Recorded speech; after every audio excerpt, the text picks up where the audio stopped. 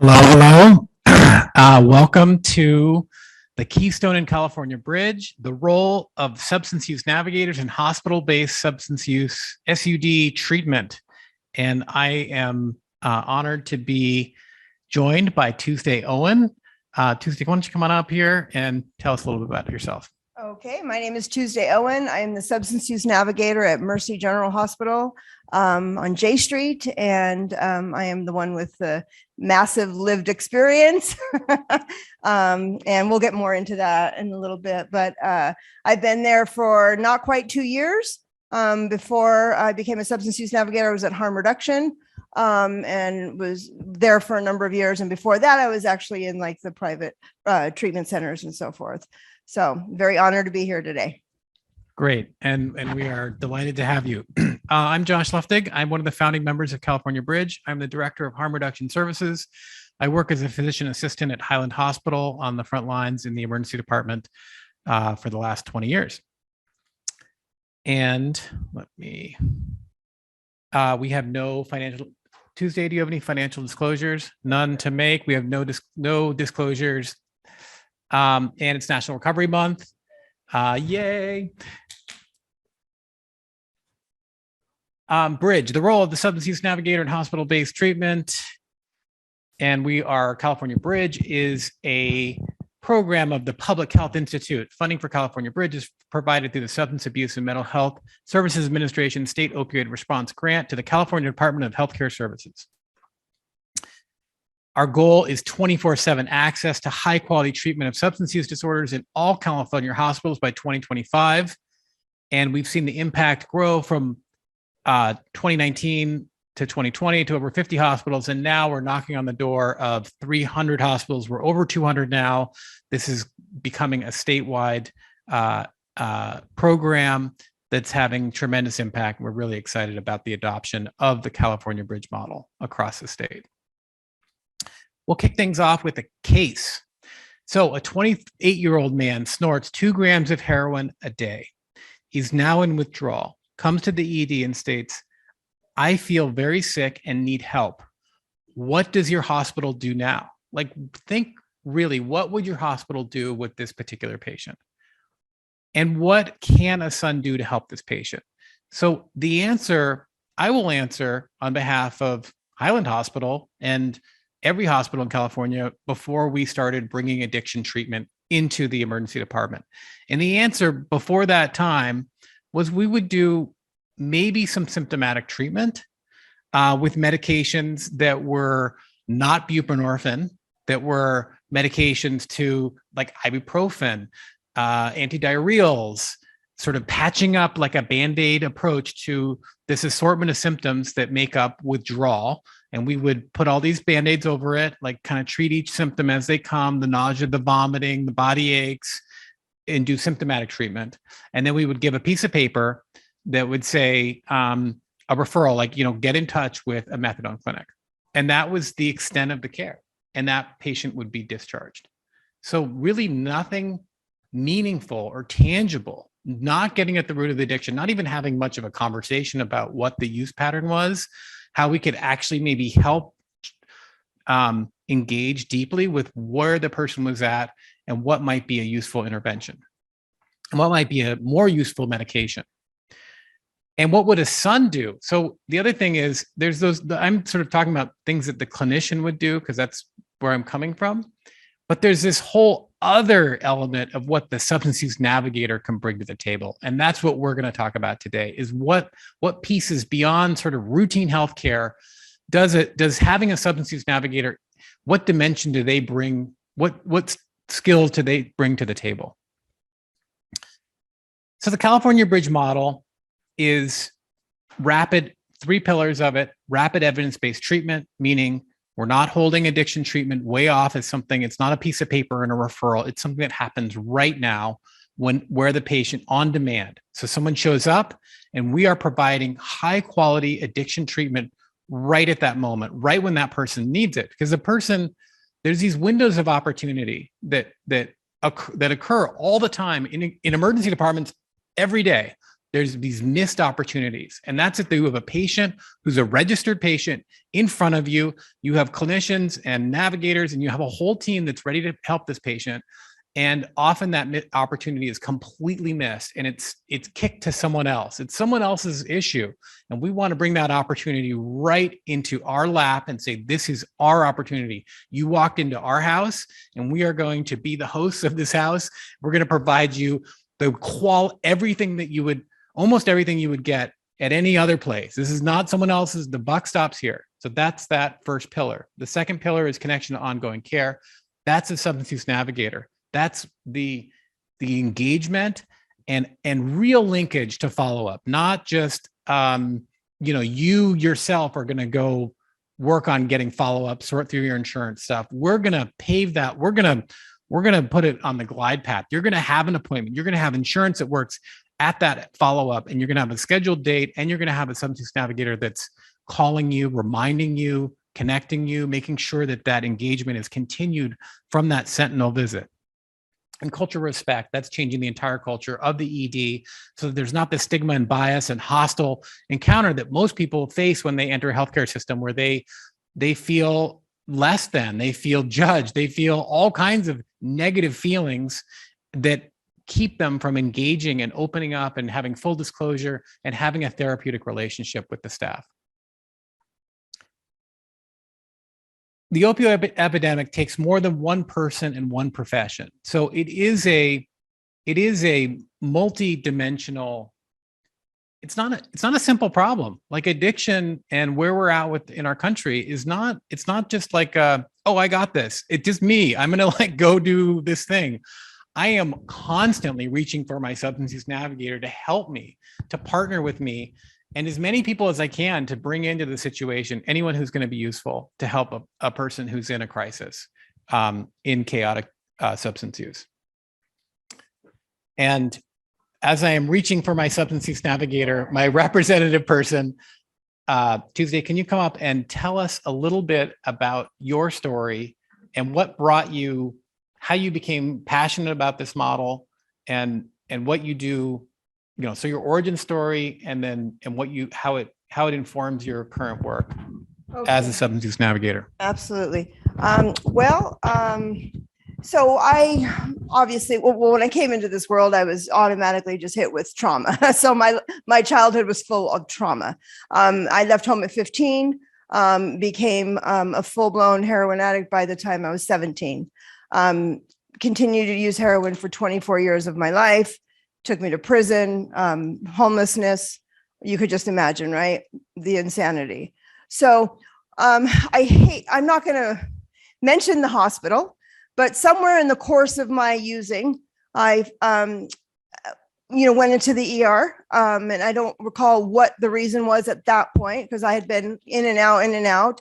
And I remember the doctor saying, and I always say that it's not what he said, it's the fact that he didn't care that I heard him. And he said to the nurse that she's just another junkie. She'll be okay when she gets a fix. And that, the stigma that is so obvious, right? That we're working so hard at abolishing, it just did something in me that really, I would like to say that it angered me enough to turn my life around, but it didn't. It made me feel completely disposable. And I left there, and there were other things that happened to me afterwards. I didn't even want to go back to the one place that I was getting the help that I needed. So, many years later now, which is mind blowing to me, when I got into recovery and I was sent to the ER because I was in full withdrawal when I went into the rehab. They sent me to the hospital, and the doctor I told him a little bit of my story, and on my discharge papers, he wrote, "Welcome to a new way of life." And that is just mind blowing. The contrast, right? So that you've got one doctor judging me and not meeting me where I'm at, and the least bit, and then saying what he said was just so harmful to me. And then the doctor, not too long ago, I'll never forget that. And I still have that paper today. So anyway, so I got into, I've been in recovery for 12 years. I started to work at, I was working at treatment centers, private rehabs. I'll never forget one gal had passed away while she was there. And I walked over to the admin and I'd asked them if we could buy the family some flowers. And their response was, we don't have time for that. We need to get this next patient in. And they were comparing insurances of the people on the list to find out who had the best insurance so they could bring that person in. And I realized then that they were not, they were all about money and not what I was about, which was really the people, right? The compassion and the just the caring for the people. So I left that industry and I went to harm reduction. You guys might know of harm reduction on Stockton and Broadway. It's a little tiny, there was just 12 of us. And I think I made like $16 an hour. It was the greatest job of my life because I was able to really meet people where they were at. They came in, they were seeking help with whatever drug they were using. And because of my personal experience, I was able to connect with them and, just offer them, options. It's, I like Josh said earlier, it's not just abstinence, right?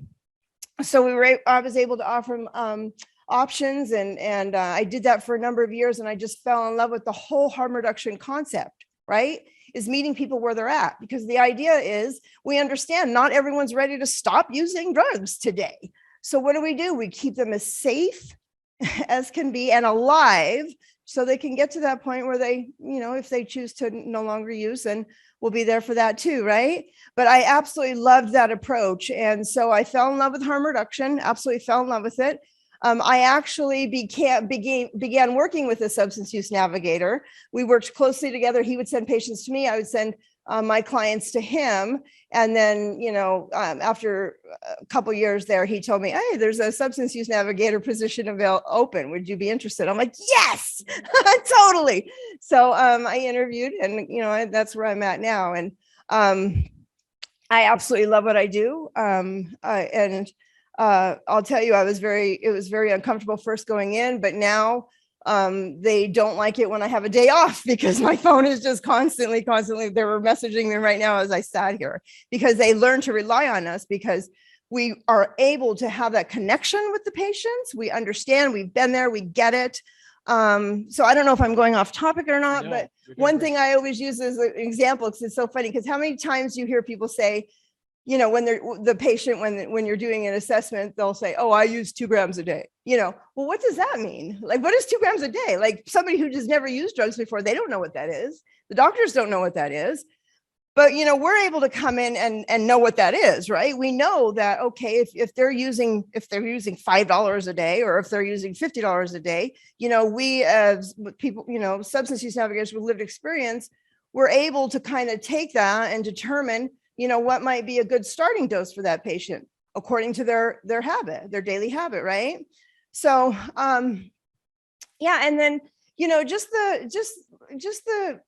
just the connection is one of the greatest things. Like I have so many patients that just continue to text me and tell me how they're doing, and some are using and some are not. My very, very, very first patient at Mercy General just celebrated a year of sober. I know, it's just huge, right? So, and getting in there and I have no problem with self-disclosure, especially when it comes to my patients. I will tell them, I get it. I have been there. I have done it. I've been exactly, feeling exactly the way you're feeling right now.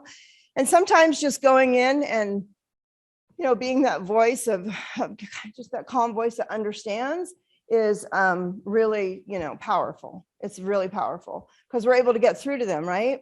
And I'm starting to see the change, just the culture in my whole hospital is changing because I have no problem using self-disclosure with the doctors either, trust me. So, naloxone is a big thing that really, before I got there, just kind of stayed on our shelf. And now I push for it to get out into the hands of the people who need it. And I tell them all the time, if it wasn't for naloxone, I would not be here right now, right? So just using self-disclosure is changing, the stigma that was really deeply rooted. And it's going to take a lot more work, but I'm starting to see the change, and that's what matters. So yeah, I'm just super passionate. I love what I do. I'm very honored to be here. Yeah, I don't know. Is that good? Oh my God. Yes.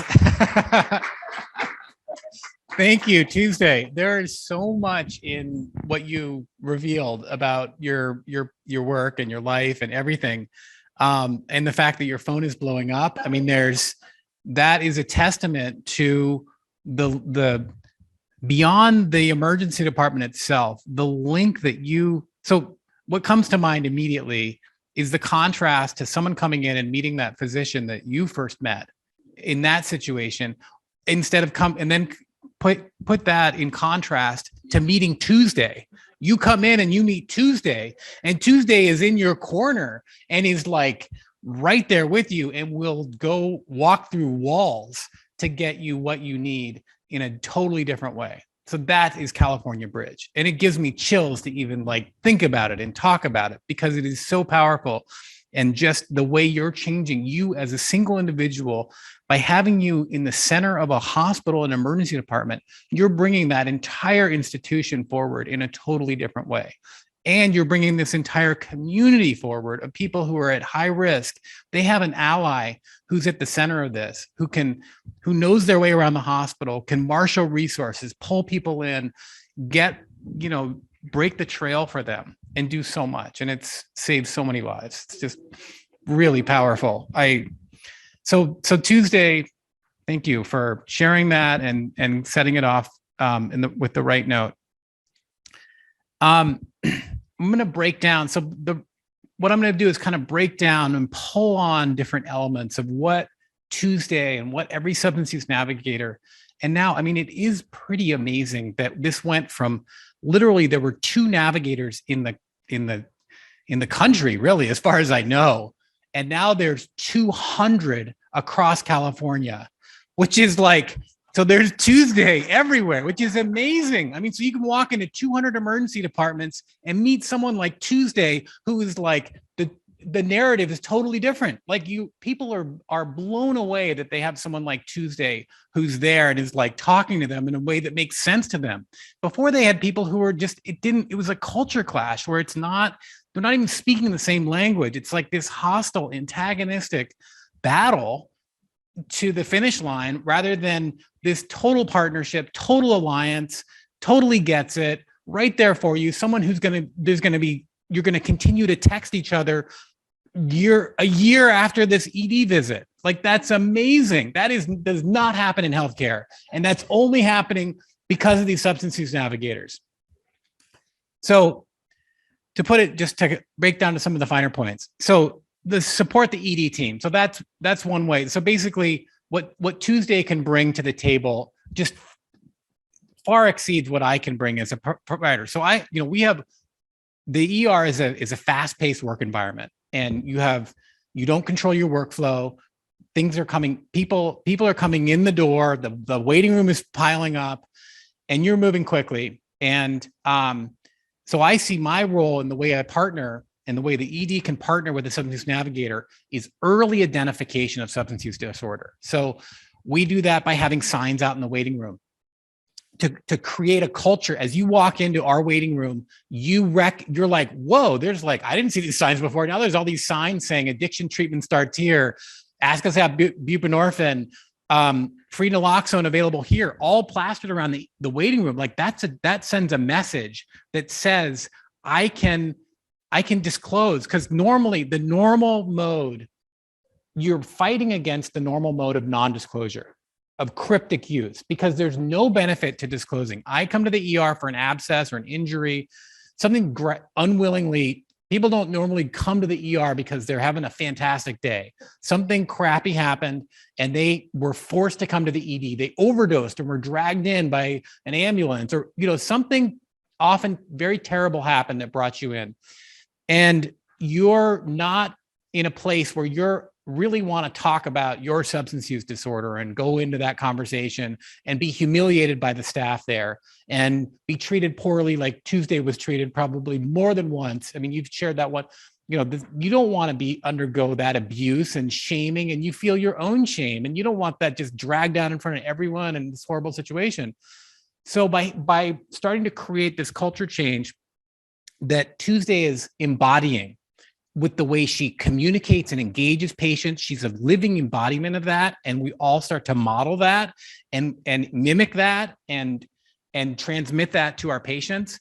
So that's a huge support. And then, like I said, in this busy, fast-paced environment, you have someone who can take the time with that patient. So I can be like, I know I don't have, 10, 15, 20, 30 minutes to really go deep with this patient on their substance use disorder. I actually just do not physically have that time.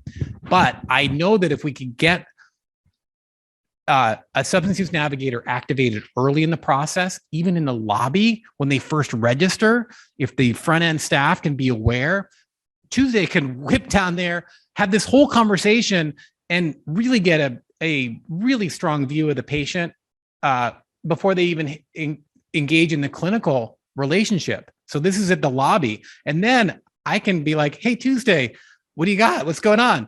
And she says, yeah, this guy's using 2 grams a day. He's actually interested in buprenorphine, but he's in withdrawal right now. I think we should probably treat him immediately. And, probably 8 or 16 milligrams sublingually would be great. And if I'm a new clinician, I'm like, okay, cool. That sounds, sure. Like, let's do it. And if it's maybe a rocky start, she's like, oh, he's like, he's not feeling great right now. Like, we should probably give a little more buprenorphine, maybe some lorazepam, take the edge off. And I'm going to talk to him for a while and settle him down. And we've got a whole plan. And I got him naloxone and fentanyl test strips. And we had this whole conversation. And so I feel comfortable as an ED staff member that someone is really covering this base, this really important topic, in a way that I don't have the time or the expertise to really go deep that way. And regular check-ins with champion. So ideally, the way the model works is there's at least one clinical champion who is an ally and a partner in changing your entire hospital along, because what we strive for is to not have the substance use navigator be isolated and just like, a single voice out there unsupported. So we try to have a clinical champion who is a clinician, a PA or MD or NP, who ideally is familiar with the hospital and not a part-timer, and really kind of is able to help ally with the substance use navigator to get naloxone distribution going, to help their colleagues along, to go to staff meetings, introduce the substance use navigator, introduce the program in a way that is like a peer-to-peer conversation that really supports, and then protect the substance use navigator. So anytime you're engaging in an area that is change and moves from the comfortable way we've always done things to something new, and that discomfort, you're going to have resistance, you're going to have tensions, and that can be played out as hostility towards the substance use navigator for the program that they're just trying to help everyone come along. And so the clinician champion can be a partner and support them and help explain and be an ally, and it's not just one person, it's both. And it's someone that you've worked with for many years, and they're really helping everyone understand and come along. Network with community. Tuesday, please jump in here if there's any, like, can you speak to that partnership? The partnership with the champion. Or the supporting the ED team, or. Oh, okay, sure. Like I have an amazing so I do want to touch a little bit on the peer on peer, because like I said, I have no problem getting in there and just kind of, this is what needs to happen, blah, blah, blah. But really, do you think a room full of doctors is going to listen to me, right? A 24-year heroin user, right? So the peer on peer is so valuable. So I can, perhaps, kind of change the way my champion's kind of viewing things by explaining, hey, this is what he's going through. This is why. And then he kind of, he's open, he's very open-minded. So he listens, and then he could kind of form an opinion from, what I offer. And then he takes that back, and then he could present to the doctors. So that's really important, And yeah, and just the support of, just having that support is just crucial. Because there's little areas like, I'm a dreamer. I just expect everybody to jump on board, and everybody wants to become X-waivered, and everybody wants to, prescribe buprenorphine. But, there's some doctors, they're just not having it. They're not there yet, whatever. So, so to have a champion step in and kind of fill that gap is very invaluable.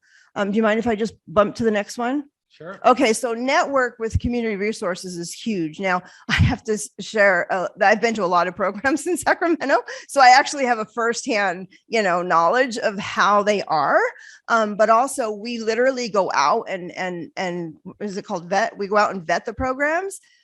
So we'll do tours. The recovery, community is very large, but it's also very small, if that makes any sense. Like, everybody knows each other. So I know that if I have a patient that has certain needs, I know, because of my either personal experience or just because of the, professional relationships I've built, I know that, this is a perfect patient for a certain program, right? Or absolutely not going to send this patient to this program because of, or, he'd be great in there, whatever. So the community resources is another point that's really huge, because we don't want to do what has gone on for so many years, right? The patient just leaves the ER with a list of program numbers that are really hard to get into, or they have to have insurance or whatever. So we will initiate that and start that and actually do what they call a warm handoff, where we make that appointment. We get that. Sometimes I will get in my car and I will go with if they're intimidated, whatever. I will literally be there I will leave the hospital and I will go there with him and just walk him in there and say, okay, this is what's going on. If it needs to happen that way. Right. So there's really not much limits. There's not too many limits when it comes to my patients. Whatever their needs are, and every need is different. But no matter who comes in the hospital with substance use disorder, it does not matter to me if they want to see me or not. They're still going to get my business card, because they might be in an angry mood. They might be not feeling it, but they might wake up the next day and say, shoot, you know what? I could have utilized that person. Well, now they have my business card. And also, I tell the doctors and the nurses, if somebody is in the hospital and they are in need of, if they don't want treatment, that's fine, but I could do harm reduction. If they're not injecting properly, if they think that they're muscling and their skin popping and they've come in and they've had for their 17th abscess or whatever, let me talk to them. Let me, explain to them that what they're doing is not the right way to do it. And this is the right way to do it. And I know for some, it might seem a little unconventional, but the truth is that's harm reduction, right? We want to teach them whatever it is that they're doing to be as safe as possible. Like I think Josh said earlier, would you consider smoking rather than injecting? You literally have no veins left or whatever, and sometimes they don't even have, they have never even thought of that. Like, that's an option, right? So yeah, any patient that comes in with substance use, ideally I want to be involved to some degree, whether it's just giving my business card to introduce myself, do some harm reduction, or literally walk somebody through the whole entire process from the moment they walk through the door, get them induced on buprenorphine, and then follow them while they move on with their life and get their kids back. Like one of my patients who just messaged me after losing his children, he got both of his kids back, and just those amazing stories, right? So anyway, yeah, community resources. Well, that goes right into our next bullet point. Speak about those building trust and relationship. Yes. Okay. So this is my passion. This is the reason I do what I do, is because of the people. And those relationships that I build with my patients are sacred. They're just, I'm like an overprotective bear, mama bear sometimes with some of them. But I understand, right? So I get it. I understand, I even understand some of the trauma. Like, I don't know that there's not much I've dealt with in this, in my own personal life, right? From losing my children, everything. So it's like, I can relate to some degree.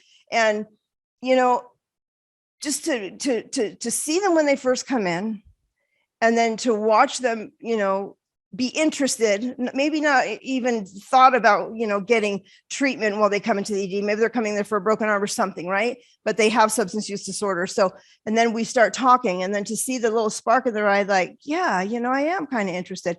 And then to kind of just chaperone them and navigate them through the whole, sometimes really complicated process of getting into programs, right? And then to watch them grow from there. Oh my gosh. I tell you, I'm constantly getting text messages from my patients too. I just got an outstanding letter that I shared with the admin at my hospital, just about the whole process she experienced while she was in the ER. And it literally just explained how she can continue to live her life because I took all of those concerns off of her, and she said, I was so worried going into the ER because I've been so judged. And when I walked in there, it was a completely different experience. And she wrote like this amazing, beautifully written letter, just explaining how, what I've done for her. And, those relationships are really, really powerful. But I also tell them, you know what? I'm going to be here on those bad times too. So if you're on the verge of, drinking or using and you really don't want to, you call me before you make that decision, right? We'll talk it out. We'll write it out. If it's 2 a.m. in the morning, I don't care. My supervisor tells me all the time, what is it called?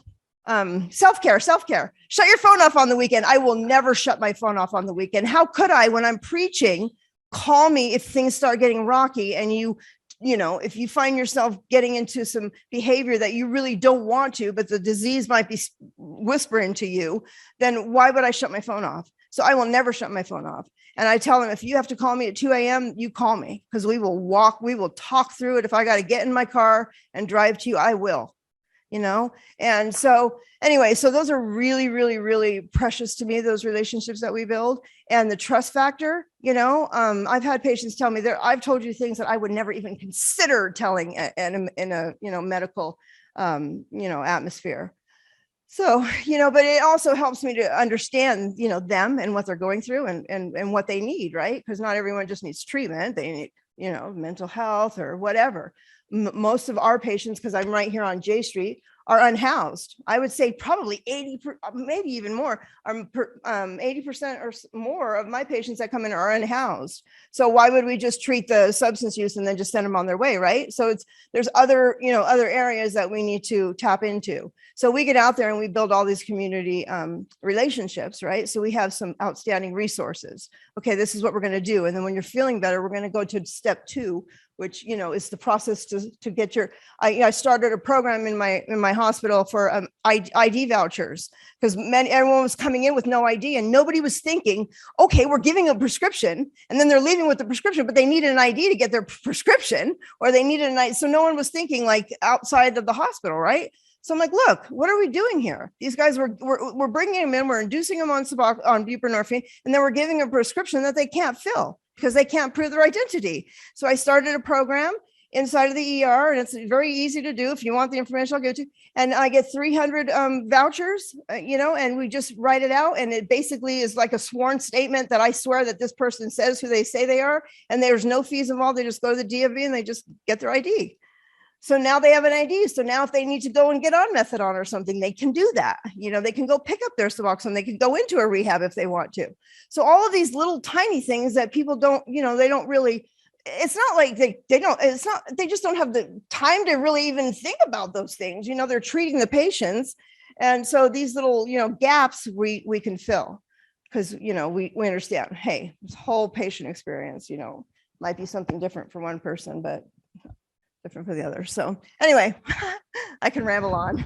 The things that come to mind hearing you talk is just how much. So the challenges we face now are addiction is a disease of loneliness and isolation and hopelessness. And in that hopelessness, people are facing a fragmented system that is not easy to navigate. And what you offer is a solution to basically every element of that, with the engagement, with the compassion and the warm embrace that they feel when they arrive in the healthcare setting and meet you. and then you're knitting together before the ED visit. You're getting referrals from people the syringe exchange or the community, people who are really struggling and need to be stabilized, who are in chaotic use and need an ER. They need to get started on buprenorphine potentially right in the ER in a safe environment. They need harm reduction. They need to meet Tuesday right in the ED and get help immediately because they're really unsafe. And so that's the pre-visit. And then in the visit, we talked about how you're engaging the patients and having this whole different experience that they've never really experienced before. And then there's the post-visit. So after the ER, you're continuing to make sure that you're breaking trail for them. You're making sure that their insurance is correct, that when they go to the pharmacy, the many barriers that can occur at the pharmacy are sorted out, that they have the right prescription, that you'll get on the phone with the pharmacist and talk to them and be like, oh, no, we can change that if that's the wrong formulation. You have Subutex, but not Suboxone or whatever's going on. Or maybe they don't have insurance at all and we need to do the cheapest formulation. And you've figured all that out. And if there's any problems with what you figured out, you're like right there available to troubleshoot it beyond the ED visit. You've lived a lot of this yourself. You're speaking from that perspective. You're inspiring the patients because they're like, they identify with you in a way that they don't identify with someone without lived experience. So you're knitting together and solving all these problems in an amazing way. We have made it through one slide out of like 30 slides. So we're gonna leave the rest of the deck as a resource. Slide schmides. We're going to leave those as a way that just kind of in words breaks down. Again, it's so much more valuable to hear you to tell it yourself. Us, because he's amazing, right? Because he's a founder of CalBridge. I mean, oh my gosh, right? So yeah, we'll just screw the slides. But yeah, so the other thing is, which is also just so telling, and this hopefully is meaningful, but when I'm checking in on it's my mission to really try and know now that we're so big and we have 200 plus substance use navigators, I try to meet every single substance use navigator I can, because they really tell me about the program. I can meet with anyone else in the hospital and they can tell me all kinds of things about how the program's going or I could sort of care less. I want to talk to the substance use navigator. They'll give me the real deal, what the real challenges and successes are, and what's going on. And because they just have, you're right there in it, and you're making it happen. So again, I am really pleased to be able to get to know you better through this. It's a privilege, and maybe we'll open it up for how we doing on time. Do we have some questions that we can open it up? Are there 10 minutes? Oh, we have time. Okay, cool. I thought we were ending at 11. So should we do another couple slides? Do you guys have questions? Oh, there's yes on the slides. Okay. Yes on the slides. Okay, so we made it to another slide. So exciting. Okay. Peer. Okay, so I think we've hit some of this. Provide peer support and advocacy.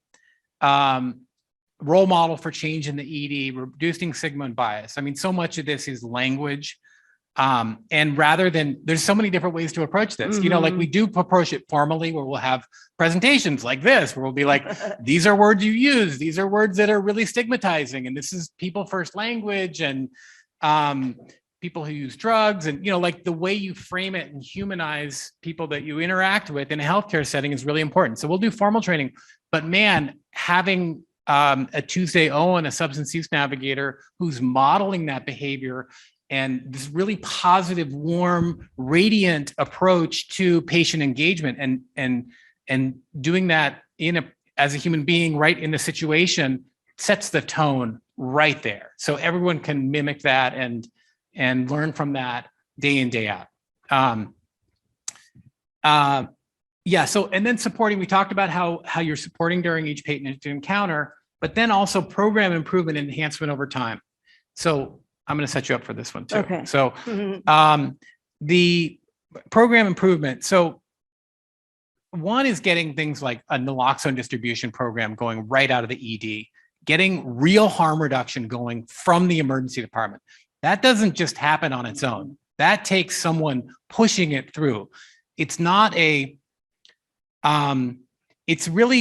a culture shift for healthcare in many ways. In some ways are very simple and fundamental in the sense that naloxone is an FDA controlled medication. And to give it out in a willy-nilly, the way we want to give it out, in a low barrier, high volume, impactful way that will actually push down the fatality rate in your community, that's not a model that exists in healthcare, because medications are tightly controlled. Everything's documented for good reasons, for safety reasons, but naloxone breaks that model because it has its own safety profile, its own track record, it is unique among all medications that we have in the system.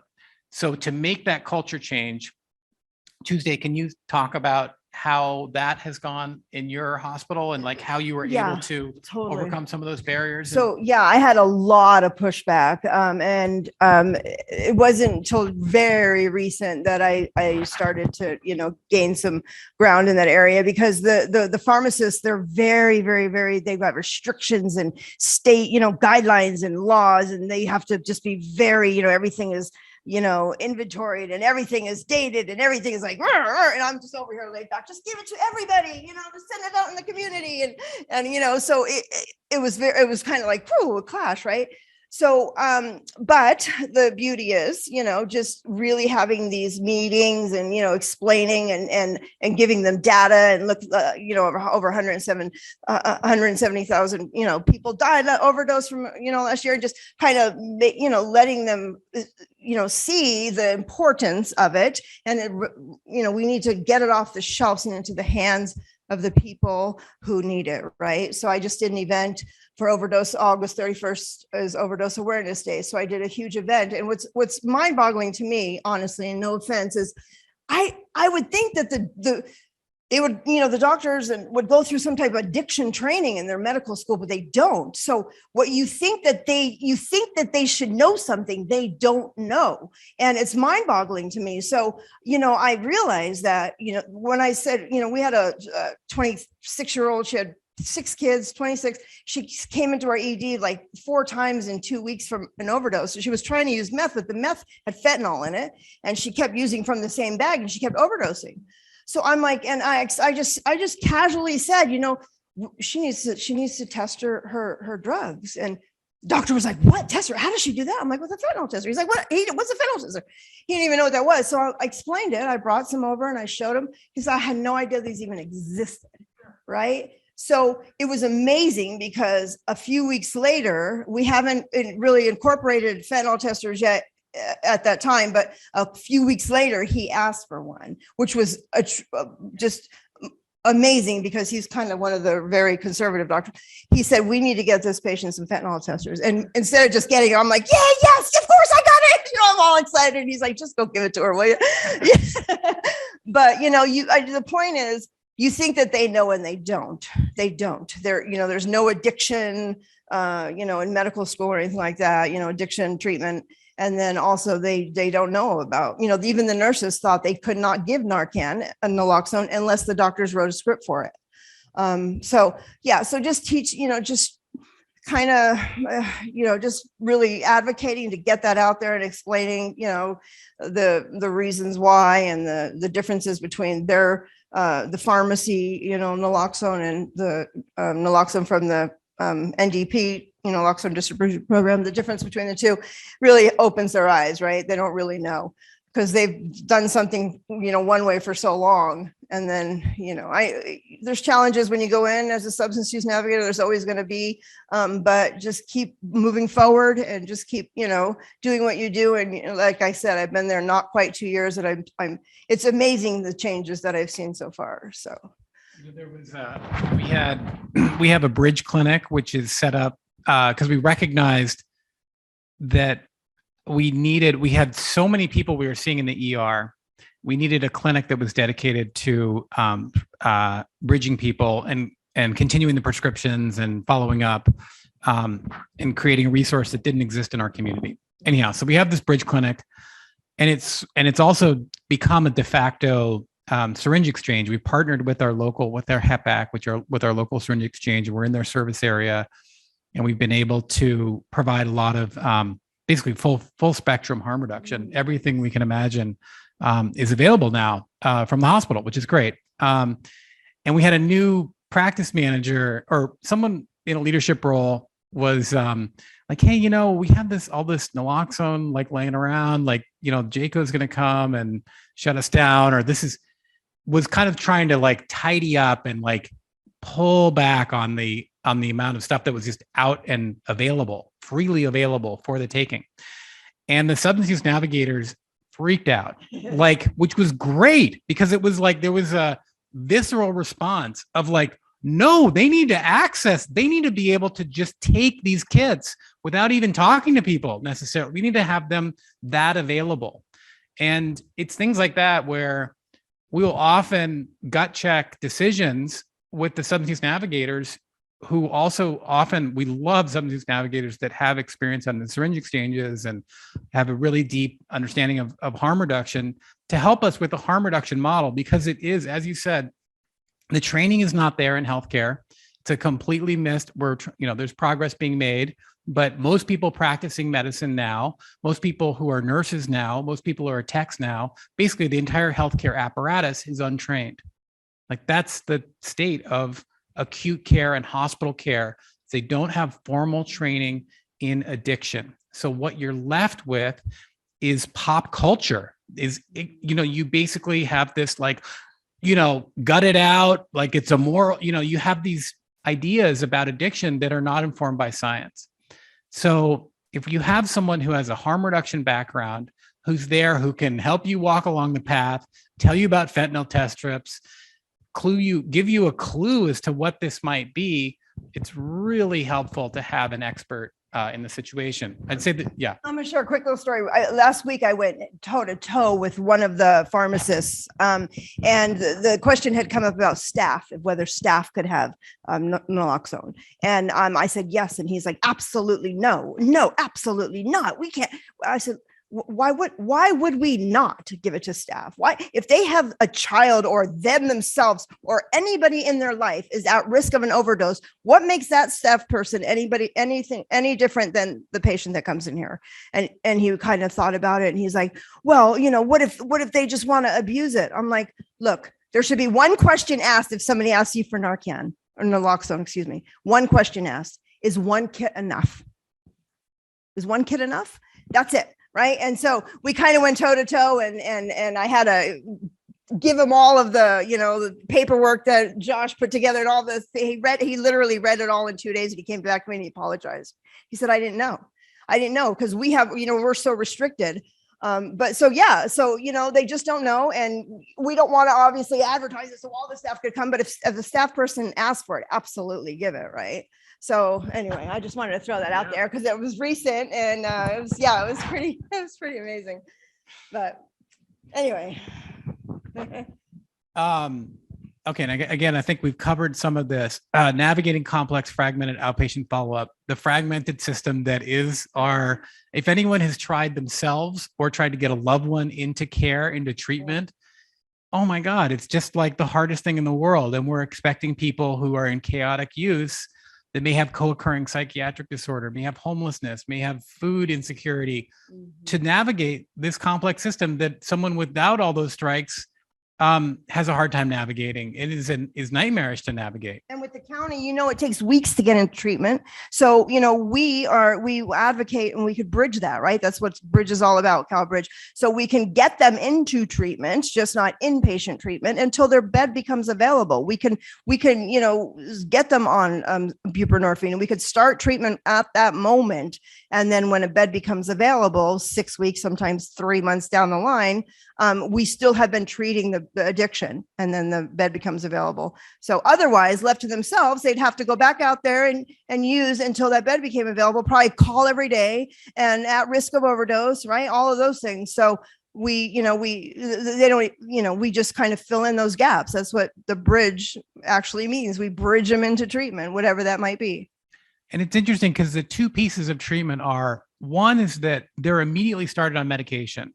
So every day around the state, people go from chaotic use and that horrible whatever that brought them into the ED to actually being in treatment. And the two prime elements are, one, medication is started right there. So they went from not out of treatment to in treatment in that moment, in that ED visit, usually, hopefully within 10 minutes of arriving at the ED. It's amazing.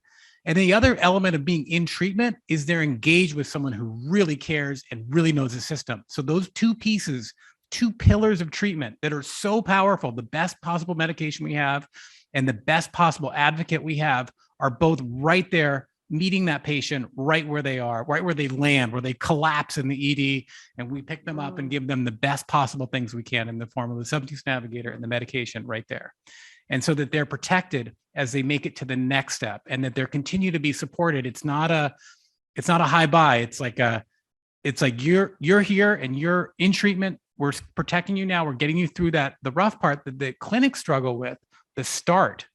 So the start on buprenorphine induction, like it has a special name. It's got all this mystique around it. And you have, how many inductions have you seen? How many buprenorphine starts have you personally seen? Oh, countless, but I'll tell you, I've never seen one precipitated withdrawal in my hospital so far. And I've been there. Yeah. So the doctors are so fearful of buprenorphine. They're so fearful of it because they've heard so much about a precipitated withdrawal. They don't want to put the patient in withdrawal. They don't want. So I have not seen one so far. So, yeah. So you have someone, so it's so reassuring as a clinician to have Tuesday there, who's seen so many, has seen every start in the ED, probably has been with her, under her care. And so all these clinicians who have varying degrees, don't have formal training, usually have limited knowledge coming into the situation, can rely on Tuesday to help walk them through it, help the patient explain. She's explaining buprenorphine to the staff, and she's explaining it to the patient at the same time. So she's helping everyone in the situation get through the situation together.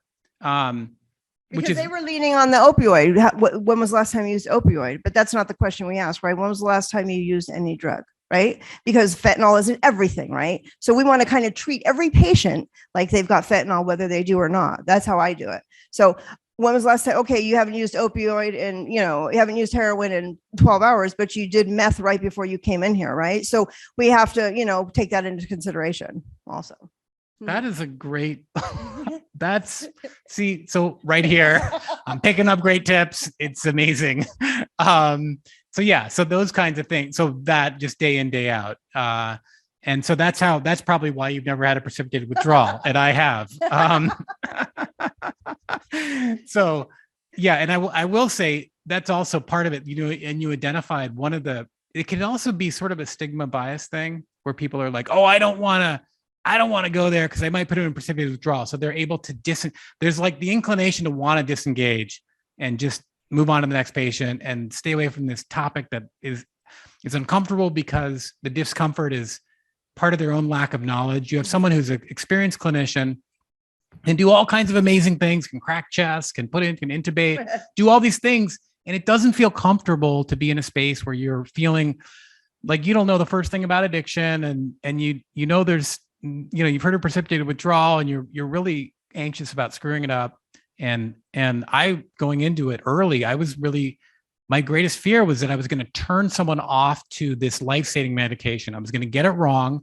They were going to hate buprenorphine. They were going to have precipitated withdrawal.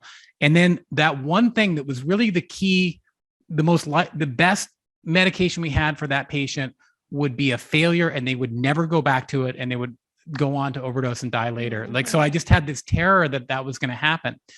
The real experience, having done from a clinician's perspective, having done, been at the front row for thousands of starts out of the emergency department and Highland, and then knowing through our entire network of substance use navigators across the state, the reality is it is around a 1% rate of precipitated withdrawal. And it's very manageable. We're in the ER, especially in the ER. That's like, we've got every medication you can imagine at our fingertips.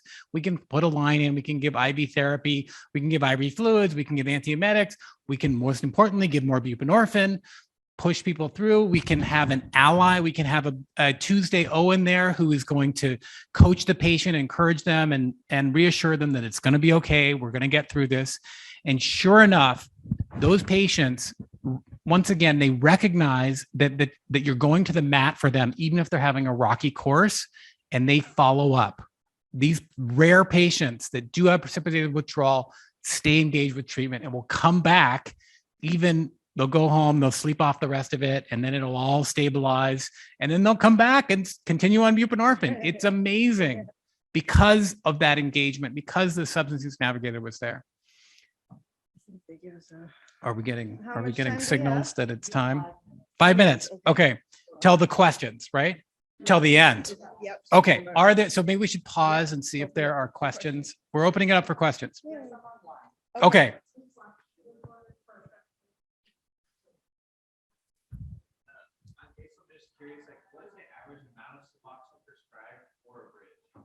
Oh. Yeah. Yeah, they gave me 3 days and I ripped through it one day and I'm like, well, I have no appointments for like a week. Yeah. Unfortunately, I have to go back.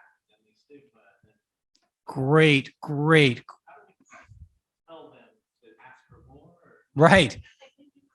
Yeah, we'll repeat the question. So the question was, how much should be prescribed from the ER? And he was expressing the problem that patients were not getting enough to make it to the actual appointment.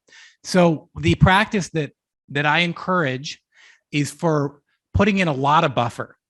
So there's no, if you're my patient and you have an appointment tomorrow, I give you a 2-week prescription. And I have solid follow-up the next day. And the reason I do that is I have someone that everything can change from the moment they're in front of me. Everything can change. Like this person could be arrested tonight. They could overdose tonight. They could, they could have a court date. They could there's just, it's a, we know this. We know someone is in chaotic use. We know there's challenges to keeping appointments and keeping that follow-up. Like that's a hope. Here's the beautiful thing. Reach out to whatever hospital that's doing that and ask to speak to the substance use navigator. That's what you do. If you have any problems with anything coming out of the ED, call and ask to speak to the substance use navigator because they should be doing at least a week or 2 weeks worth. So I encourage you to reach out to the substance use navigator, explain the situation, and then give it some time and then try it again. Which is another key role of the navigator. The navigator is identifying all these gaps in the system because they're following the patient.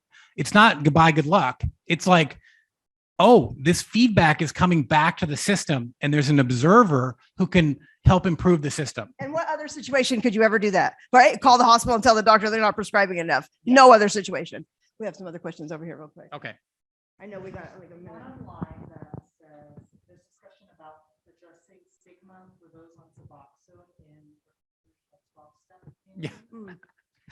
I think we should be celebrating them because they are, they've made a positive change in their life and they're not using and they are on something that works for them. It drives me absolutely nuts, honestly.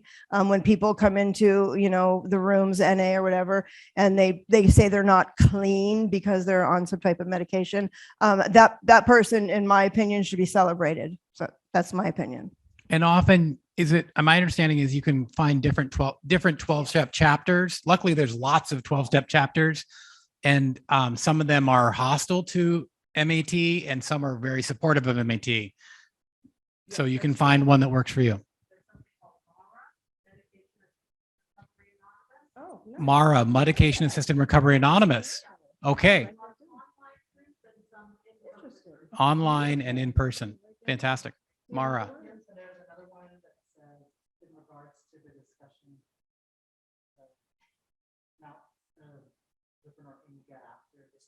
Yeah. That is amazing. However, how do we convey that information to providers that will only give one dose or at most 7 days? I have a couple of substance use navigators that are having trouble getting to the provider. Reach out to your champion. Have them reach out to the champion and explain the situation. The substance use navigator, anytime that they're faced with a problem, they should resort to their champion. If they continue to have a problem, then I encourage them to get on the phone get somebody on the phone, somebody who makes the decisions in the ER, on the phone with a CalBridge person. I promise you it will change. Does that make sense? Okay, any other questions?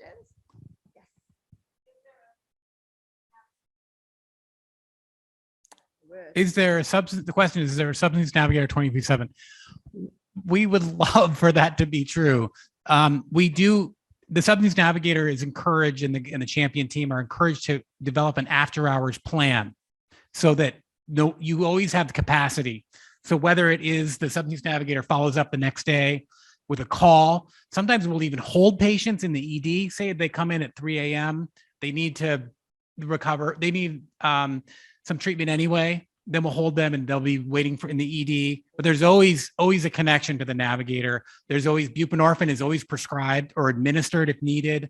Like the care package is given, and the substance navigator will, with the champion, will build that capacity for after hours. Yeah, we have a binder, which the doctors no longer even use, but typically they'll just put the label in the binder. And then when we come in the morning, we go to the binder and we call that patient. The reason I'm giggling is because now the doctors just call me and say, hey, when you get there, just, can you see this patient? So there's always, they're always letting us know what went on before our shift. Yeah, at my hospital. Yes. Yeah. Yay. Thank you. Thank you. So great. Awesome. Okay.